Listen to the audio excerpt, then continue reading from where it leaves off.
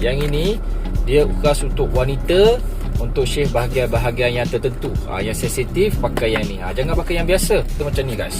Ui, cantik. Shaver dia kecil, rechargeable. Okay, ni dia punya shaver.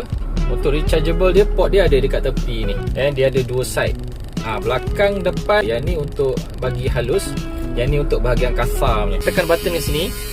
Yang ni untuk yang ni punya. Yang button ni, yang kasar-kasar, yang panjang ni kau buat macam ni dulu. Okay, lepas tu yang ni pas switch je. Tekan button satu ni, dia switch, auto switch. Ini untuk haluskan. Yang ni untuk haluskan. Dia halus lagi rapat dekat kulit lah. Dan dia memang tak sakit kan. Memang tak sakit. Okay, ni contoh untuk yang halus. Untuk rapat dekat kulit, misal bahagian-bahagian hitam tu memang hygiene dan tak sakit.